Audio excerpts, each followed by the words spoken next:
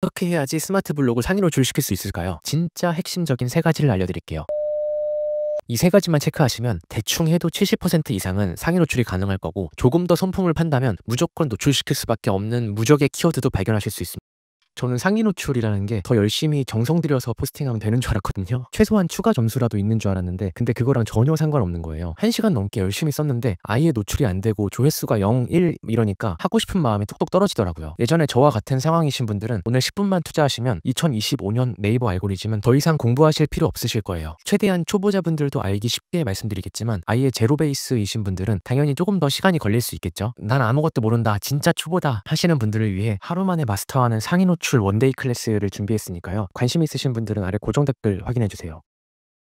이전까지는 블로거를 보고 믿을만한 사람이 쓴 글이야? 라는 부분을 평가했죠. 그래서 블로그 지수라는 평가 지표를 만들어서 그 부분에 무게를 실어줬었고, 저 블로거 믿을만한 블로거지, 그러니까 저 사람 글은 무조건 상위 노출시켜줄 거야 라는 방식에서 나오는 문제점들이 워낙 많았었죠. 리브라 로직과 소나 로직을 없애면서 그때의 찐 최적부를 만드는 건 이제는 불가능하다라고 말씀을 드렸습니다. 2016년부터 C랭크 로직으로 한 분야에 얼마나 전문가인가 라는 부분은 충분히 신경을 써주지만, 다이아 로직이 나온 2018년부터는 검색자 중심의 로직으로 완전히 방향을 틀었다고까지 말씀드렸습니다. 그래서 2025년에 포스팅할 때는 글을 작성하기 전에 내가 네이버에 이걸 검색한다면 어떤 정보가 가장 궁금할까? 검색자 입장에서 충분히 생각하고 매력적인 정보들을 넣었을 때 그런 글을 네이버가 좋아하고 또 상위에 올려준다고 말씀드렸습니다. 오늘은 에어서치 알고리즘에 대해 알아보고 스마트 블록을 상위 노출시키는 기초적인 방법과 심화적인 방법까지 알려드릴 텐데, 이전에 알고리즘 영상을 아직 안 보신 분들은 먼저 보고 오셔야지 더 이해가 쉬우실 거예요.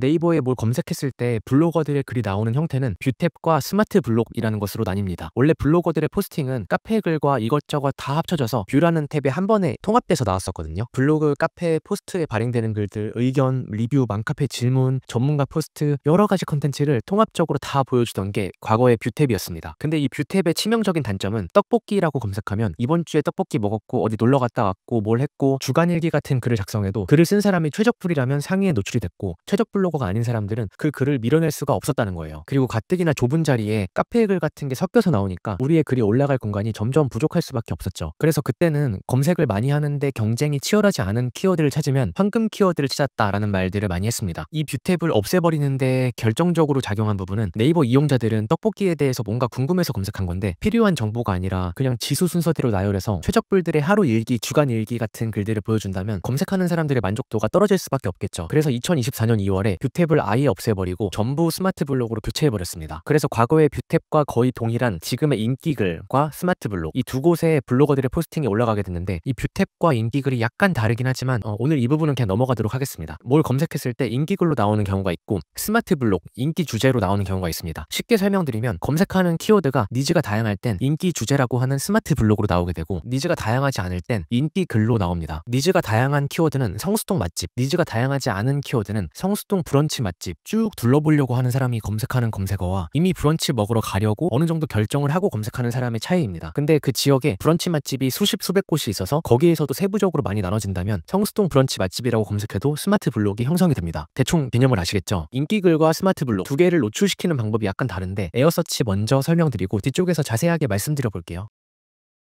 에어서치는 AI 리서치라는 이름 그대로 AI를 기반으로 한 검색 결과를 개인 맞춤형으로 제공해줍니다. 사람마다 보이는 게 다 다를 수 있다는 거죠. 저희가 유튜브 알고리즘 얘기 많이 하잖아요. 낚시 컨텐츠를 많이 보는 사람은 알고리즘이 그쪽으로 맞춰져 있어서 유튜브를 키면 낚시 영상 위주로 뜨고, 부동산 컨텐츠를 많이 보시는 분들은 관련된 영상 위주로 뜨는데, 같은 날 올라오는 영상들, 같은 날 달리는 댓글들인데도 이렇게 간극이 크다고 싶을 정도로 당황스러운 큰 차이를 볼 수 있습니다. 네이버는 검색형 알고리즘이죠. 존재 이유가 검색 엔진이기 때문에 인스타 릴스나 유튜브 같은 느낌으로 개입하기는 어렵습니다. 그래서 스마트 블록이라는 걸 도입했는데, 내가 먼저 어떤 단어를 검색하면 그 단어와 관련 있는 범위 내에서 너 이것도 관심 있지? 요새 사람들이 이거 많이 찾더라. 너 이것도 알아야 될걸? 이렇게 연관이 있는 주제들을 스마트 블록이라는 이름으로 만들어서 보여줍니다. 검색자들이 더 편리하게 흥미로운 정보를 얻을 수 있게 도와주는 거죠. 그리고 개인별로 평소에 자주 검색하는 검색 추이에 맞춰서 블록의 순서가 바뀝니다. 레시피 정보를 많이 검색하시는 분들은 레시피 관련된 블록이 앞으로 나오게 되고, 맛집이나 핫플들을 자주 검색하시는 분들은 이 사람은 평소에 레시피는 잘 안 찾아보는 사람이니까 핫한 맛집 관련된 블록이 앞쪽으로 배치가 되겠죠. 에어서치부터가 굉장히 중요한 이유는 신규 블로거가 고인물 블로거를 이길 수 있게 적극적으로 문을 열어준 로직이라는 점이에요. 전문성을 중요하게 보는 C랭크에서 검색자의 의도를 중요하게 생각한 다이아 로직이 추가되고 개인 맞춤형으로 정보를 나열하는 에어서치가 도입이 됐고, 이 세 가지가 그대로 적용되는 스마트 블록에서는 어떤 블로그의 지수나 C랭크, 전문성 같은 부분들도 적용이 되지만 핵심적으로는 검색자들이 흥미로워할 내용을 적는 것만으로도 상위 노출을 너무 잘 시켜줍니다. 이전에 뷰탭에서는 이게 완전 불가능했었거든요. 근데 이제는 검색자가 정말로 궁금해하는 내용, 읽으면서 와, 이 포스팅 너무 좋다 라고 할 만한 내용을 적으면 이전과 비교해봤을 때 너무 쉽게 올라갈 수 있습니다. 나 글 잘 못 쓰는데 나는 안 되겠네 라고 생각하시는 분들 계시죠? 이건 어휘가 훌륭하거나 글솜씨가 좋은 걸 말하는 게 아닙니다. 여기 떡볶이라고 검색했을 때 나오는 불닭 떡볶이 키워드라고 생각을 해보자고요. 불닭 떡볶이 레시피를 알려주면서 1, 2, 3단계로 맵기 레시피를 나눠서 설명해주고, 저는 평소에 엽떡을 몇 단계로 먹는 편인데 저랑 비슷하신 분들은 2단계 레시피로 드시는 걸 추천드립니다. 그리고 한 입 먹었는데 예상보다 너무 매울 수도 있잖아요. 슬라이스 치즈 있다면 옆에 2장 정도 챙겨놨다가 맛보시고 추가해서 드시면 좋을 것 같아요. 근데 저는 딱 맛있게 매운 정도였는데도 넣긴 넣었습니다. 그리고 남은 떡볶이 소스는 절대 버리지 마시고 밥 볶아서 모짜렐라 치즈 올려가지고 드시면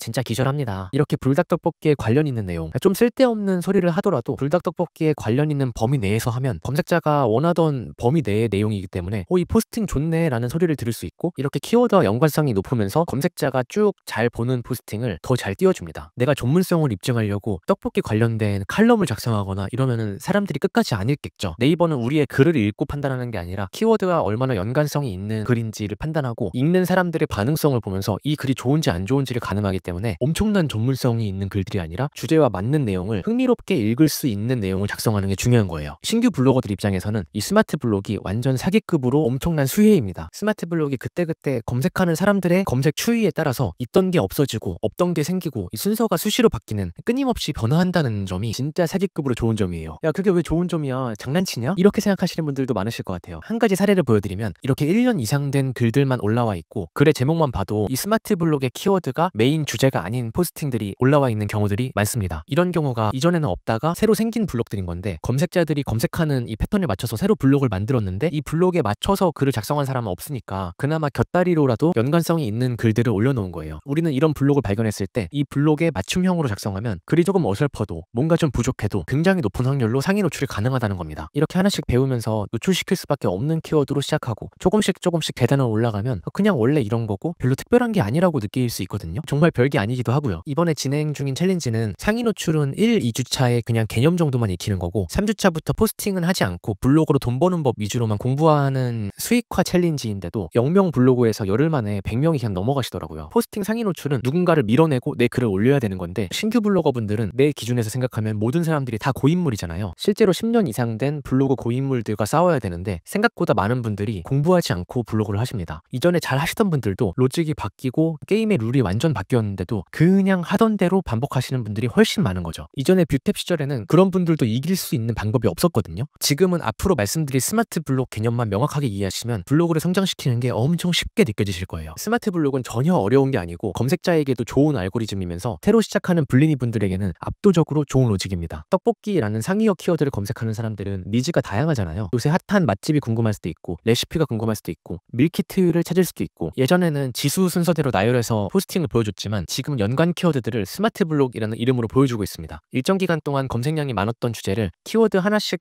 블록화시켜서 너 이거 궁금하지? 이건 어때? 라는 느낌으로 먼저 보여주는 거죠. 뭘 검색했을 때 이 페이지 뒤로 넘어가지 않고 혹은 더보기를 눌러서 펼치지 않더라도 첫 페이지에 바로 보이는 걸 상위 노출이라고 하잖아요. 기존의 뷰탭의 경우에는 첫 페이지에 모바일은 5개, PC로 보면 7개까지의 포스팅이 보여졌는데, 스마트 블록으로 바뀐 이후에는 보통 3개의 블록이 첫 페이지에 노출이 되고 각 블록마다 3개씩 총 9개의 글이 노출되기 시작했습니다. 게다가 예전에는 한 줄로 서서 경쟁하던 걸 3개의 주제로 나눠서 경쟁하니까 이 3개 중에 경쟁이 덜 치열한, 좀 찾다 보면 아까처럼 아예 경쟁을 안 해도 되는 키워드까지 볼 수 있습니다. 노출시켜주는 포스팅의 개수도 늘어나면서 주제를 나눠놓기까지 했으니까 지금처럼 블로그 시작하기 좋을 때가 있을까라는 생각이 드는 거죠. 그럼 어떻게 해야지 스마트 블록을 상위 노출시킬 수 있을까요? 진짜 핵심적인 3가지를 알려드릴게요. 방문자, 발행일, 제목 키워드 개수, 이 3가지만 체크하시면 대충 해도 70% 이상은 상위 노출이 가능할 거고, 조금 더 손품을 판다면 무조건 노출시킬 수밖에 없는 무적의 키워드도 발견하실 수 있습니다. 방문자가 절대적으로 크게 영향을 끼치진 않지만 각 블록마다 1위부터 3위까지 상위 노출돼 있는 방문자가 나랑 비슷한 정도. 내가 100명이면 100에서 300명 내외, 내가 1000명이면 1000명에서 2000명 내외. 근데 꼭 이런 기준을 지키지 않더라도 방문자가 50명도 안 되는 블로거로 몇천 명짜리 블로거를 밀어내는 경우들을 많이 보시게 될 텐데, 그게 이 두 번째 때문에 그렇습니다. 스마트 블록은 상위어를 검색했을 때, 그러니까 수분크림을 검색하면 관련 주제들을 여러 가지로 나눠서 보여주는 거잖아요. 그럼 이 중에서 딱 하나만 골라서 쓰는 게 좋습니다. 예전에는 이 블록들이 5개가 있으면 5개 블록의 키워드를 제목에 다 넣어서 한 번에 블록을 잡는 게 가능했거든요. 지금은 싹 바뀌어서 딱 하나씩, 최대 2개까지만 넣으시는 걸 추천드릴게요. 어느 정도 경쟁이 있는 키워드를 살펴보면 수많은 글들 중에 네이버가 고르고 골라서 어떤 포스팅을 위에 띄워줬구나를 살펴볼 수 있겠죠. 다 최신 글로 타이트하게 회전되고 있는 키워드를 살펴봤을 때 블록 키워드에 딱 집중된 글이 올라오는구나 라는 걸 확인할 수 있습니다. 2개의 블로그가 방문자가 비슷하고 제목의 키워드도 딱 하나로만 집중돼 있다면 그 다음으로 노출을 결정하는 건 최신성입니다. 검색 엔진에서 최신성은 굉장히 중요한 부분이죠. 내가 뭐가 궁금해서 검색해봤는데 막 3년 전 글, 4년 전 글밖에 없다면 뭔가 그 글을 신뢰하기 어렵고, 더 나아가서는 플랫폼에도 좋은 이미지를 갖기 힘들겠죠. 적당히 나쁘지 않은 정보들이 담겨져 있다는 전제하에서 최신 글에 주는 점수가 꽤 큰 편입니다. 그래서 2달 정도 지난 글들이 있다면 최신성 점수는 먹고 들어가겠구나 라고 판단을 하시면 되겠죠. 정리하자면 1위부터 3위까지 노출돼 있는 나의 경쟁자들과 비교해봤을 때 방문자가 나와 비슷하거나 낮은 사람들, 제목이 엄청 길고 여러 개의 키워드가 들어가 있는데 발행일까지 2달 이상 지난 글들이 노출돼 있다면 자신있게 도전해봐도 되겠습니다. 리브라, 소나로직부터 에어서치, 스마트블록까지 쭉 살펴봤는데 결국 2025년에도 네이버가 말하는 거는 일관적입니다. 고객이 좋아할 만한 정보를 담아라. 그렇게 해서 네이버를 이용하는 고객층들을 더 견고하게 하는 것, 이 부분에 집중한 크리에이터들을 밀어줄 수밖에 없겠죠. 지금은 약간 조용해진 상태지만 Q 알고리즘도 진짜 대화하듯이 내가 필요한 정보를 입력하면 누가 대답해주듯이 나에게 맞춤 자료를 준비해주는 거니까 고객 만족에 완전 올인하고 있다는 걸 다시 한번 생각해보시고, 지금까지는 스마트블록 이후에 별다른 움직임이 없긴 한데 상위 노출 알고리즘에 변동사항이 있다면 빠르게 공유해드리도록 하겠습니다. 그리고 영상 초반에 말씀드린 상위 노출 원데이 클래스가 궁금하신 분들은 고정 댓글을 확인해 주시고요. 앞으로도 도움되는 정보들 많이 가지고 올게요. 오늘도 영상 봐주셔서 감사합니다. 즐거운 하루 보내세요.